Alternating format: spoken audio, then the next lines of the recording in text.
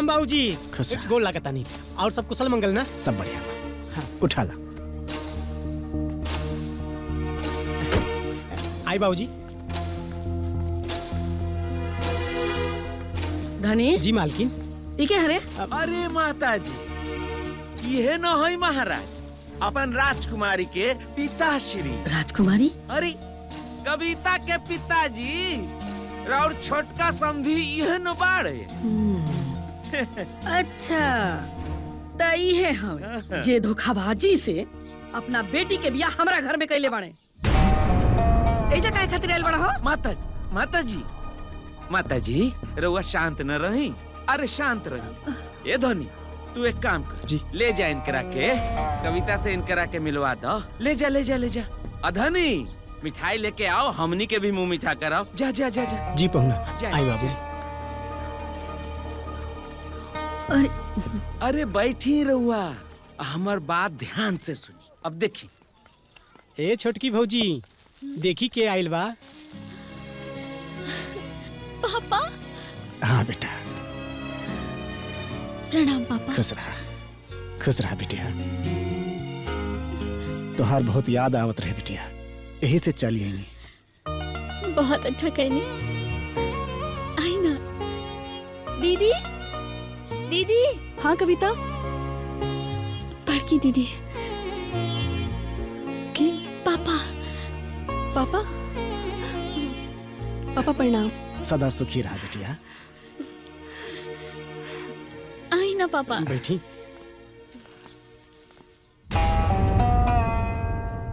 धनी मिठाई लेके आओ ना यार।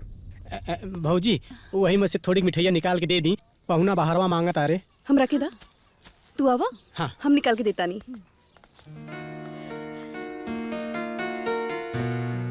कैसन बानी रहुआ पापा?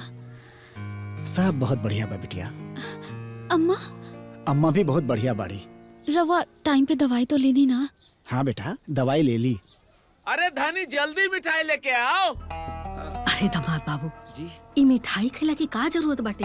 का पता कैसन जादू टोना करके ले आइल हुई। अरे माताजी कैसन बात करता नहीं। जादू टोना के असर रउआ ऊपर होई। रउआ तो साक्षात देवी ना होई। अरे कुछू ना होई। हाँ पहुना। आ गई मिठाई। हाँ, खाई। रे तेजा खड़ा खड़ा मुंह का देखा तारे। जो पानी लेके आओ। जी। हाँ खाई खाई। ली ली ली।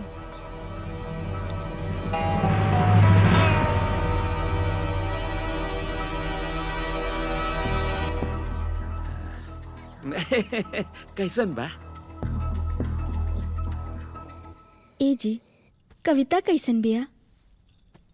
ठीक है बिया, बाकी ओकर सास ठीक औरत नहीं खी। अरे वो जानबूझ के अपना कपार पे खुद ही मुसीबत मोल ले बिया।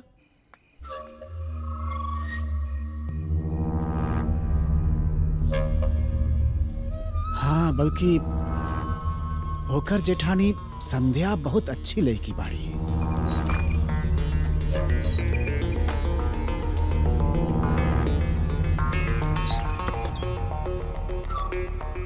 अगर कविता और घर में ना गई रहती तो बेचारी के साथे होकर सास का करती। देखा देखा बिला रही है। बिल रे बिल बिल अरे बाप रे। अब bill bill bill bill bill बिले।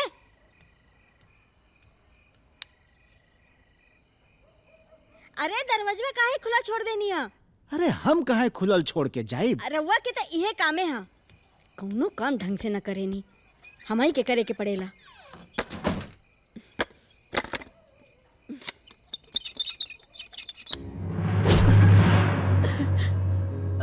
ए जी देखी ना, सारा पैसा सारा गहना सब गायब हो गिल बा।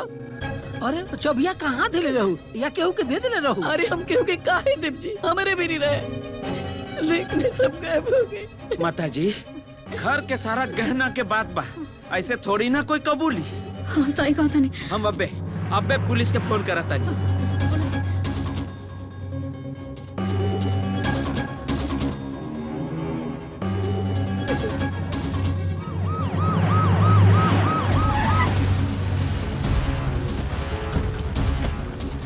नमस्ते सर। आई आई आई आई आई sir I I I I inspector साहब, माता जी के ही गहने चोरी हुए हैं। जी अच्छा जी इंस्पेक्टर साहब। माता जी, आपको किसी पे शक है? इंस्पेक्टर साहब तनी है नहीं आई।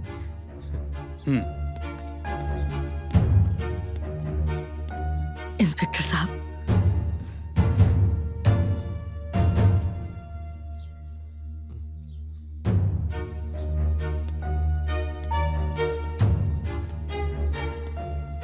ये कविता कौन है?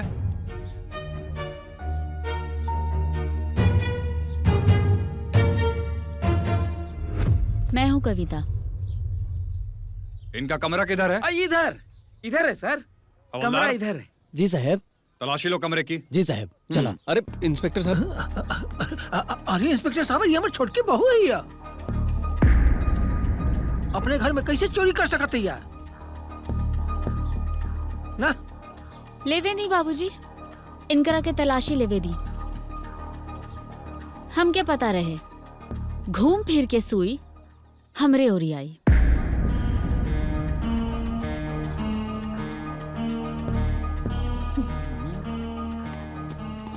साहब कहीं कुछ भी ना मिलल है। अरे ऐसे कैसे कुछ ना मिला?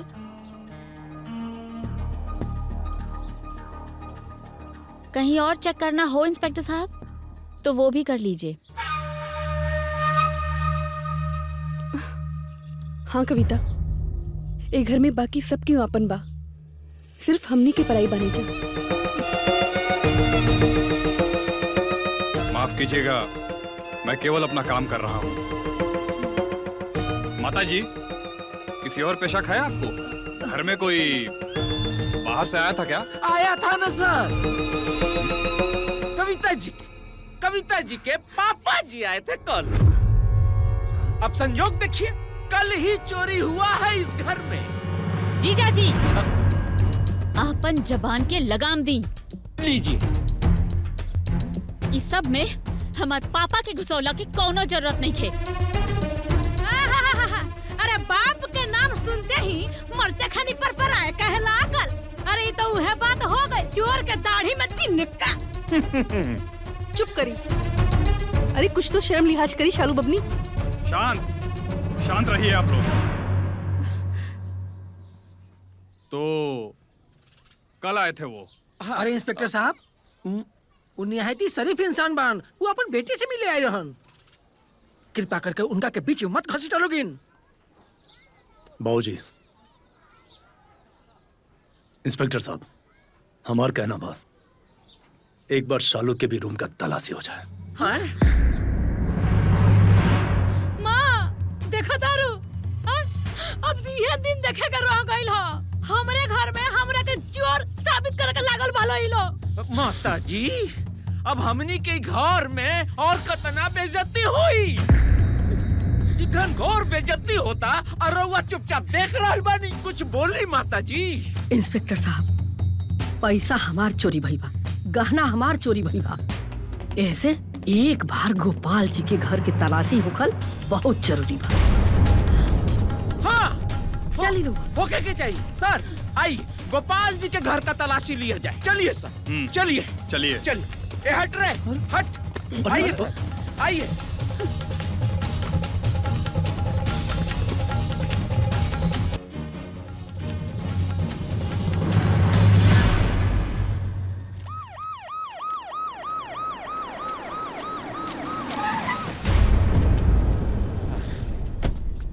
आइए सर, आइए।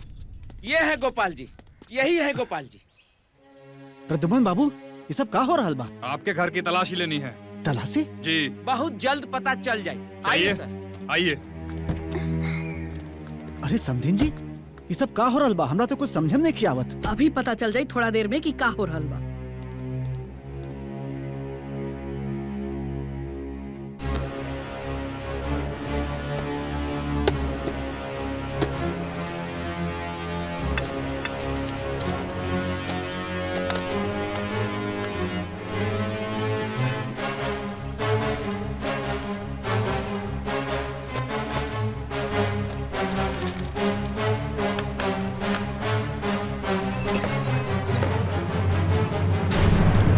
छिपा कर रखा है? हाँ? मिल गई, चलो। मिल गई, हार मिल ये गई। सब का हो रहा है बा? मिल गई गहना। हाँ? जी मिल गई। क्या ये आपके गहने हैं? हाँ इंस्पेक्टर साहब, ये हमरे गहना। लेकिन बाकी गहना कहाँ बा? पैसा कहाँ बा? इंस्पेक्टर साहब, ये कहाँ से हाँ कैसे आयल हमरे घर में? हमरा कुछ नहीं के पता। जेल में सब पता चल जाए कि कहाँ से आइल और कैसे आइल बा।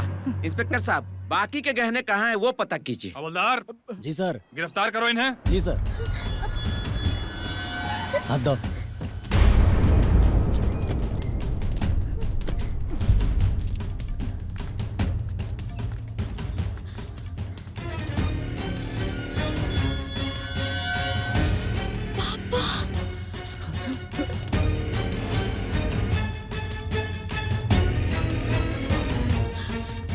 देखा बेटे, देखा ना, तेरे बाबूजी के पुलिस पकड़ ले बा। हम आ गई नहीं, तू चिंता मत कर माँ। जब सच्चाई सामने आई तो इस सब के मुंह पर करिका पोता जाए। जब चोर बाप के मुंह जोर बेटी, मुंह पे करिका पोता जाए। बाकी के गहना कहाँ बा जल्दी से बता दे लोग, न तो पुलिस अपना स्टाइल में पूछल शुरू करी नू तो बड़ा तकलीफ हो जाई। ए हवलदार, जी चलो, साहब। ले चलो इन्हें। चला। रहुआ चली माता जी, चली दा, आई। चल।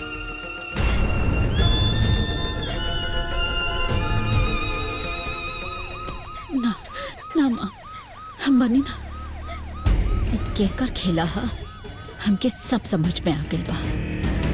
हाँ, पर कानून के सबूत चाहिए। सबूत चाहिए ना?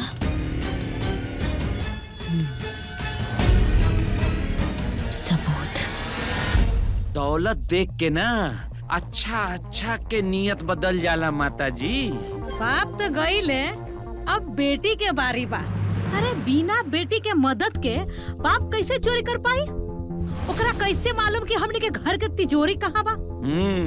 अरे जहिया वो हमारा घर में धोखा से पतो बन के आइल नू, वही दिन हम समझ गई कि एकरा मन में खोट बा। चाय बनल कि ना रे?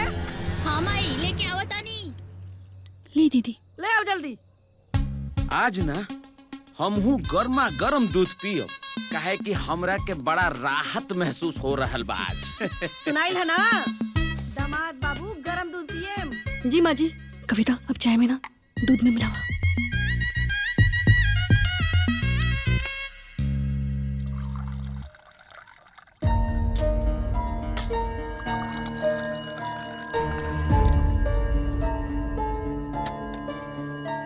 रुकी रुकी।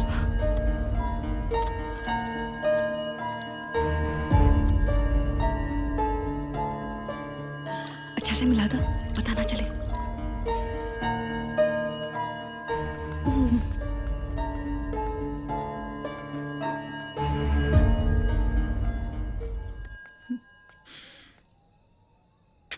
अब दिमाग ठिकाने आइल? हैं? वो चोटनिया के साथ देवे के चक्कर में ना तोरो जेल जाए के पड़ी। ना माँ जी। ना माँ जी। अरे भौजी, कायदे में रहबू तो फायदे में रहबू। रे धनिया रे, आज सबसे पहले हमार मसाज हुई। वो पहुना मोहन भैया के हाथ के मालिश करे के बाद। ए, दामाद बाबू का कहनिया तोरा समझ में नहीं आवत? जौन यहाँ के कहनी ना तौन जाके कर।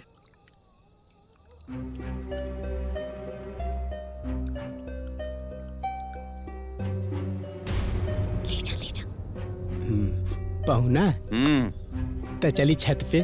चल आई आई। चल। काम हो गई। चली दीदी छत पे।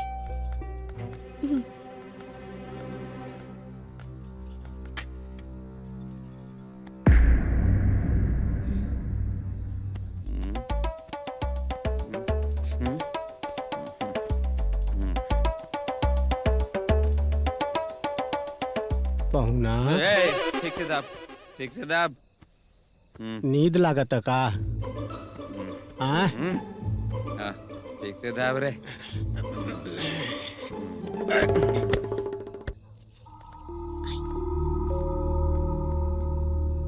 पहुना ए पहुना ए पहुना पहुना ए पहुना लुढ़क गईले सुत गईले उठाओ उठाओ उठाओ उठाओ ए पहुना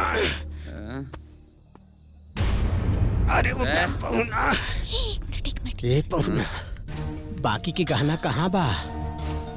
की के कहना कहाँ बा? अरे हम पूछत बानी बाकी के गहना कहाँ बा? बाकी के गहना कहाँ बा? कहाँ बा? अरे दादा अरे बताइबा कि ना बाकी के गहना कहाँ बा? कहाँ बा? अरे कनवा उखाड़ लेब तो हार बताइबा कि ना बाकी के गहना कहाँ बा? अरे अरे हमार जान जिया के पास बा।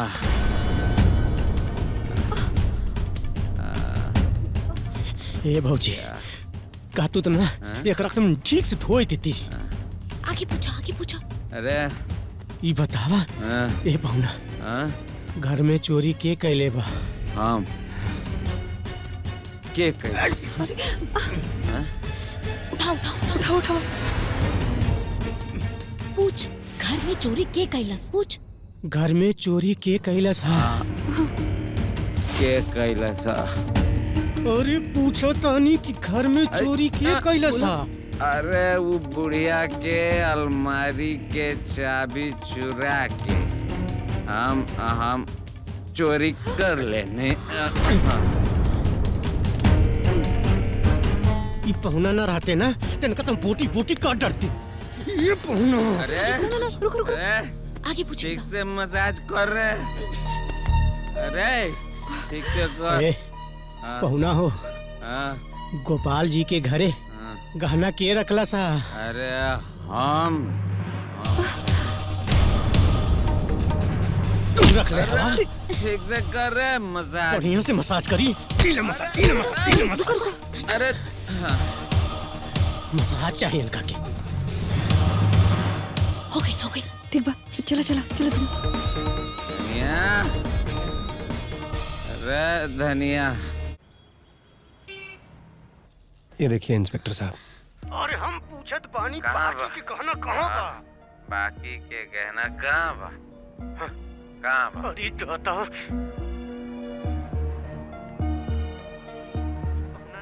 इंस्पेक्टर साहब असली गुनहगार प्रदुमन ही है।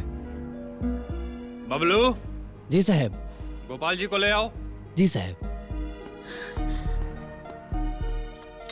चला साहब तो होके बुलावा तारे। चला आवा जल्दी आवा। लो आगे नहीं। जी साहब गोपाल जी।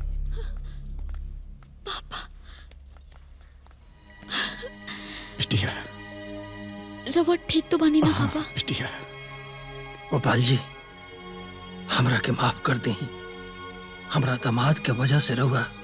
नहीं दिवाकर जी एमे माफी मांगे के कवन जरूरत बा? ये तो सब समय के खेला रहे। ये जिया कहाँ मिलेगी? इंस्पेक्टर साहब वो सब हम आपको बता देते हैं। अच्छा जब तक ये केस पूरी तरह सॉल्व नहीं हो जाता है तब तक इस बात को छुपा के रखिएगा। जी ए बाबू जी तू कविता के लेके जा घरे। ठीक बा बेटा प्रणाम। चलो बहू। इंस्पेक्टर साहब ये जिया का एड्रेस है। ओके।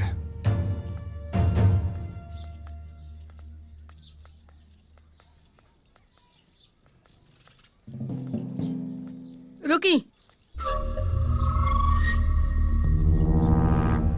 कहाँ गई रानी? अपन लाडली पतोह के चोर बाप के पैरवी करे। तारा आँखी पर जौन पर्दा पड़ल बनू वो हटी तो बहुत पछतेबू सरदा। समय रहते संभल जा ना तो रोले आंसू ना चुरी। पता ना माँ ये हमने के घर के लोग पर कौन जादू चला देले पिया। तोहरो फटर फटर करे के आदत छूट जाई तनी इंतजार कर।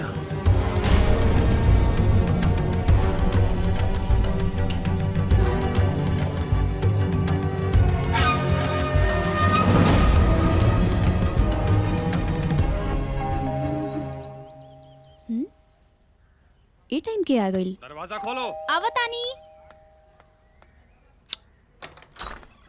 अरे इंस्पेक्टर साहब। जिया जी। गहने निकालो। कौन से गहने? मैं किसी गहने के बारे में नहीं जानती। मुझे पढ़ाओ मत। ये रहा सबूत। घर में चोरी किए कैलस हा? अरे वो बुढ़िया के अलमारी के चाबी हम चाबी चोरी कर लेने। सर, इसमें हमारी कोई गलती नहीं है। वही हमको बरगला के रखा था। शादी का झूठा झांसा देके हमको फंसा के रखा था सर। अब आपकी सारी ये बातें ना कोर्ट में सुनी जाएंगी। चलिए गहना निकालिए सारा। गहने निकालिए।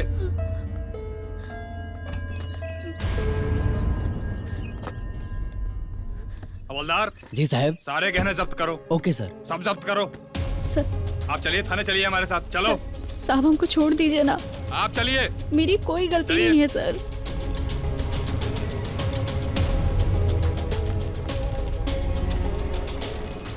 चलो बढ़ो।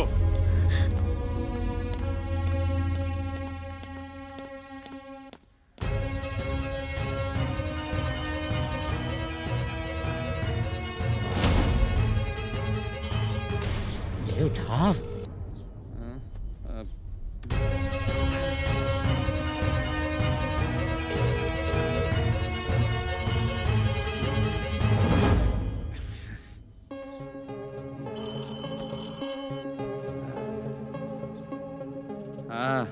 प्रदुमन। तो जिया के पुलिस ले गई उठा के। जिया के पुलिस पकड़ के ले गई बा? हाँ। अरे लेकिन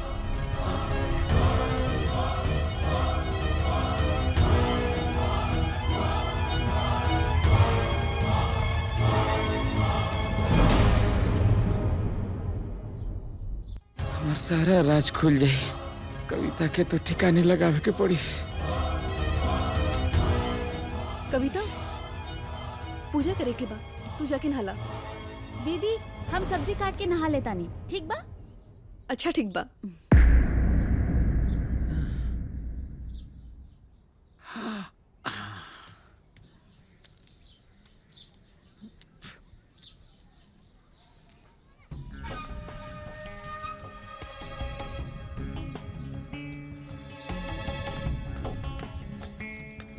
दामाद जी। जी बल्टिया में तार काहे डालता नहीं? जी कुछ ना, वो पानी गरम करे खातिर रॉड डाल रहल बानी। अच्छा ठीक बा। लेकिन ठंडा पानी से आदमी के नहाए के चाहिए, आदमी फ्रेश रहेला।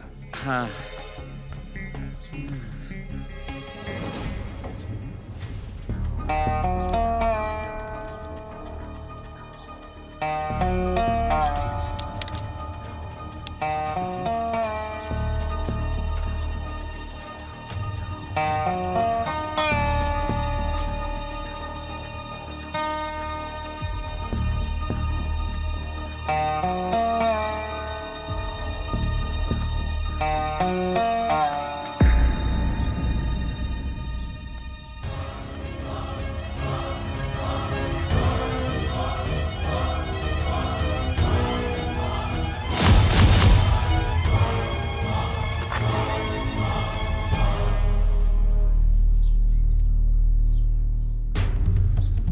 एजा बाल्टी कौन धैला सरे? हाँ?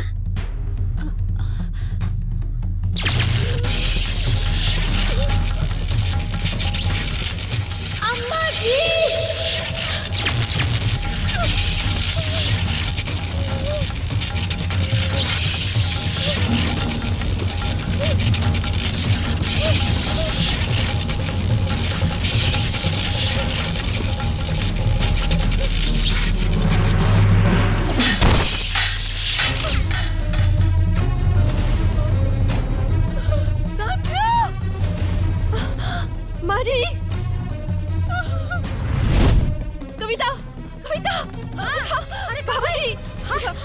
बाबूजी, कविता के करंट मार देले बा। जल्दी आई, जल्दी। जल्दी गाड़ी तो करंट मार देला। हाँ, हॉस्पिटल लेके चली। गाड़ी निकाल।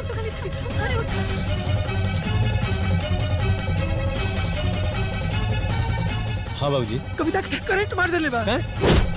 मोहन संध्या हॉस्पिटल लेके गइल बा लोग। तू मुझे जल्दी से पहुंचा। तार भाई की तबीयत ठीक नहीं है, हम इजे देखता नहीं। ठीक बा बाबूजी, रख रख। हाँ बेटा जा जा जा।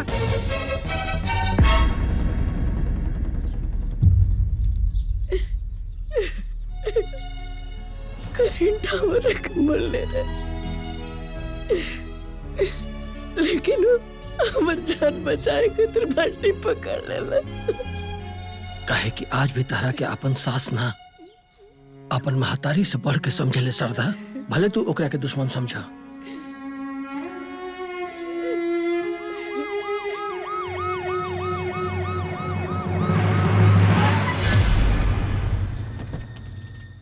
चलो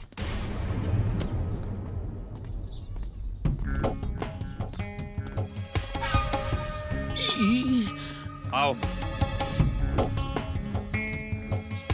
माता जी, गहने ना आपकी बहू ने चुराए और ना उनके पिताजी ने।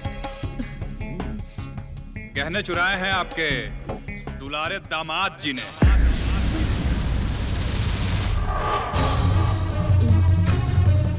और चुरा के उसे अपनी महबूबा को दे दिया।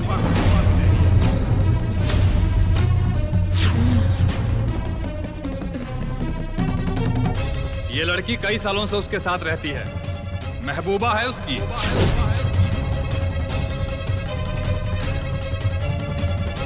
वो आप लोगों की आंखों में धूल झोंकता रहा, और तो और वो आपकी सारी संपत्ति अपने नाम करवाना चाह रहा था।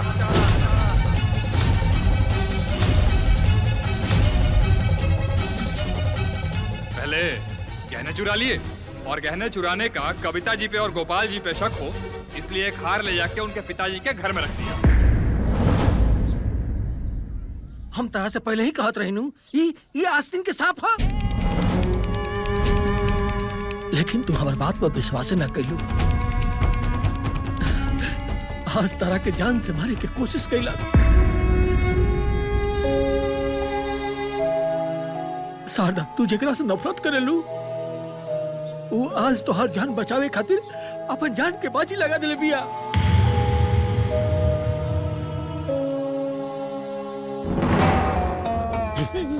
हिंदे कहाँ जीजा जी, ढूंढने चली। माता जी, माता जी, हमरा के जेल जाए से बचा ली माता जी। हमरा से बहुत बड़ा भूल हो गई माता जी, हमरा के माफ कर दी माता जी। हमरा से भूल हो गई, बहुत बड़ा गलती हो गई माता जी। बचा ली माता जी। दामाद जी, रुआ के हम बेटा से भी बढ़ के मन्नी।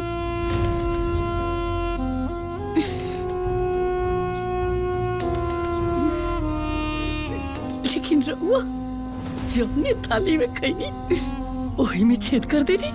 गलती हो गई माता जी, बचा ली माता जी। गलती हो गई माता जी, हमरा के जेल जाए से बचा ली माता जी।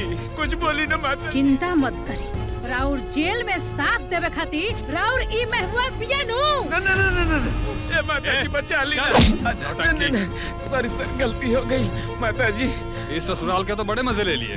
चल अब दूसरी ससुराल के मजे दिलवाता हूँ। इंस्पेक्टर साहब, हमनी के पहुना के बहुत सेवा कैले बानी। उम्मीद करत आनी कि रउआ भी सेवा में कोनो कमी ना छोड़ा। चिंता मत करो, शिकायत का कोई मौका नहीं देंगे। चल आया उसको। तू जेल के हवा खैया, चला।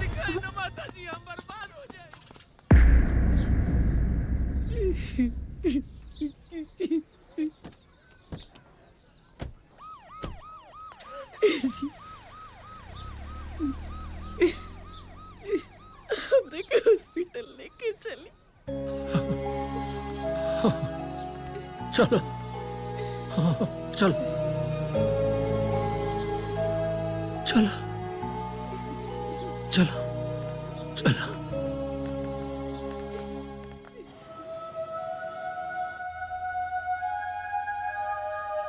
चिंता मत करो, सब ठीक हो जाएगा।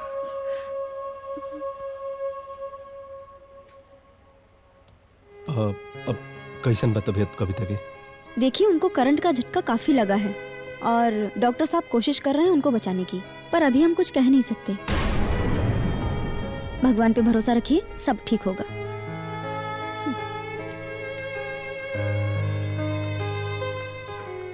कैसन बाड़ी? इलाज चल रहल बा, हालत अभी भी सीरियस बा।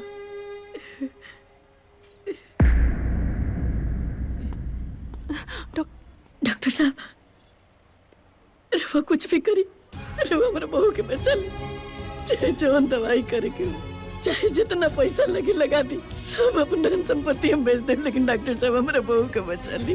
धैर्य रखिए, हम पूरी कोशिश कर रहे हैं। डॉक्टर साहब, अगर हमारे बहू के कुछ भी हो गया ना, तो सास के नाम कलंकित हो जाए।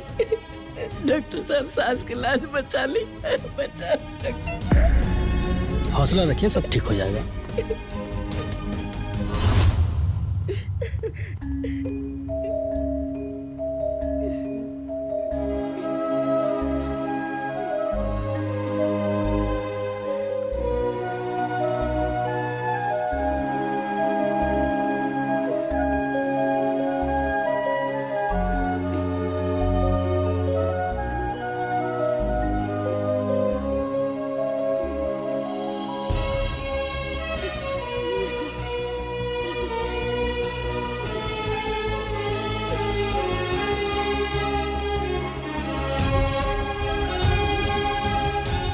मोहन के भाई, हम तारा से कहले रही ना कि जौन दिन तारा गलती के एहसास हुई, ओ दिन तू बहुत पछताई।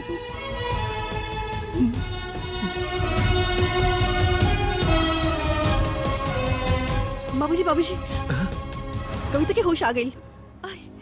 आई चलो, आओ, आओ, आओ। आई बाबूजी। कविता, बाबूजी। बाबूजी, माँ जी ठीक तो बनी ना?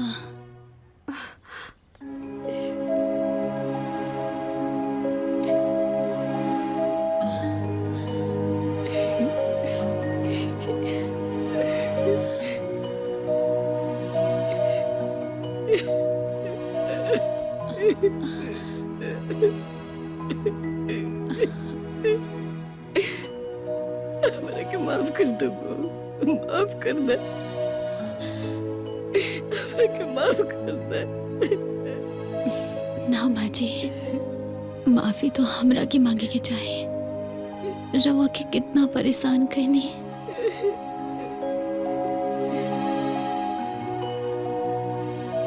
कितना अपमान कहनी राउर, हमके माफ कर दी। अब चला, अपना घरे चला, जहाँ तर सास, ननद, तार जेठ जेठानी, तार पूरा परिवार रहेला।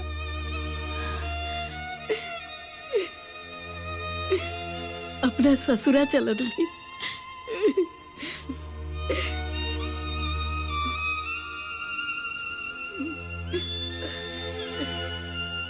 ए बेटा, आज के बाद ना तारा जौन मन करी ना तवन करिया। तू अपन हर सपना पूरा करिया।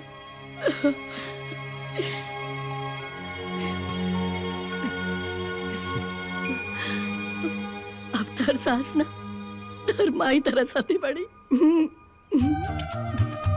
चला दुल्हन।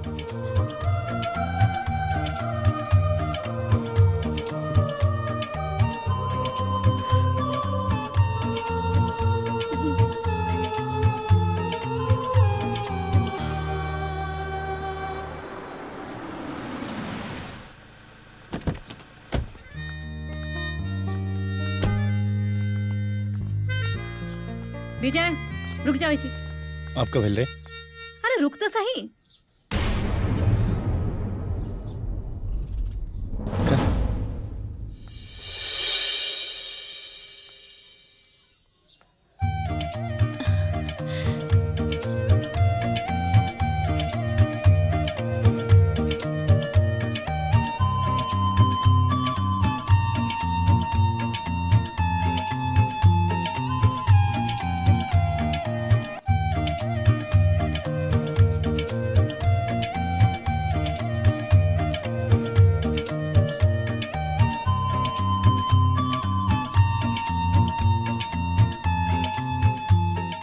सुहागिन रहा।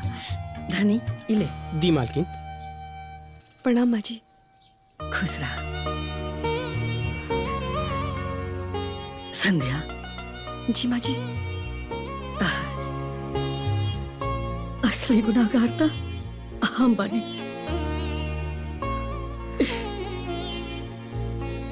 हमरा के माफ ना करबू। ना माँ जी, ऐसी बात मत कही। माँ जी, हम तो बस इतना चाहत रहने की रवा ममता के आंचल की छाव हमरा के भी मिले। हम अभागी अपन लक्ष्मी जी से पतो कि कितना अपमानित करत रहे। हम तेरी कीमत ना समझ पाए। हमरा के माफ कर दे। ना माँ जी, रवा माफी मत मांगी। बड़की भाभी हमरो के माफ कर दो। हमरा से बहुत बड़ गलती हो गई भाभी, माफ कर दी। ना बबनी, ऐसी बात मत कही, चुप हो जाई।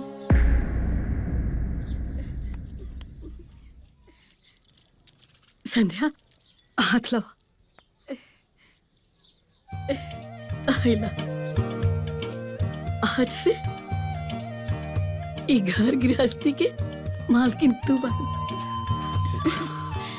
अपन घर गृहस्थी संभाल और जल्दी से ना हमरा के हमर पोता पोती दे दा, हमर बुढ़ापा के सहारा।